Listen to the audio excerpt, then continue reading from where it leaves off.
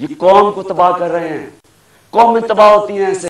सबसे बड़ी जो जमात इलेक्शन जीती उसी के खिलाफ मिलिट्री एक्शन कर दिया। यहां फैसला हुआ जी नहीं, हमने उनको नहीं बनने देना, और हमने उसके खिलाफ मिलिट्री एक्शन कर। ये कौम को तबाह कर रहे हैं। कौमें तबाह होती हैं ऐसे। ईस्ट पाकिस्तान में क्या हुआ? सबसे बड़ी जो जमात इलेक्शन जीती उसी के खिलाफ मिलिट्री एक्शन कर दिया। उनको जो राइट था उनका वो नहीं दिया। मैं 18 साल की उम्र में अंडर 19 मैच खेलने गया उधर, मार्च 1971। यहां प्रेस सेंसरशिप थी। मुझे तो पता ही नहीं था कि कितनी नफरत है वहां। क्यों नफरत थी वहां? क्योंकि हम उनको राइट नहीं दे रहे थे। वो इलेक्शन जीत गए, उनका प्राइम मिनिस्टर है। यहां फैसला हुआ जी नहीं, हमने उनको नहीं बनने देना, और हमने उसके खिलाफ मिलिट्री एक्शन कर मुल्क तोड़ दिया। उसी इस पाकिस्तान में मैं अपने पाकिस्तानियों को बताना चाहता हूं, क्योंकि ये मुझे सबसे ज्यादा तकलीफ हुई इसकी,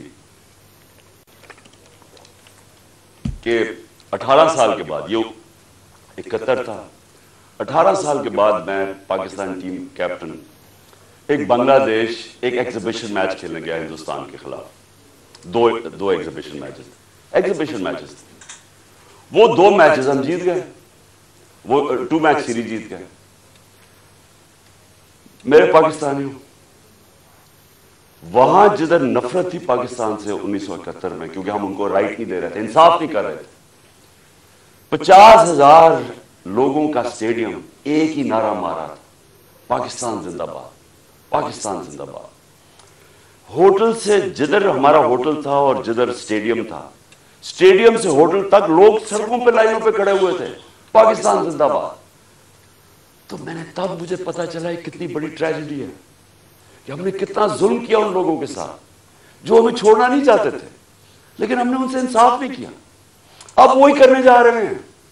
सबसे बड़ी पार्टी को दीवार के साथ लगा रहे हैं और उसके लीडर को कत्ल कर रहे हैं, कोशिश कर रहे हैं। क्यों?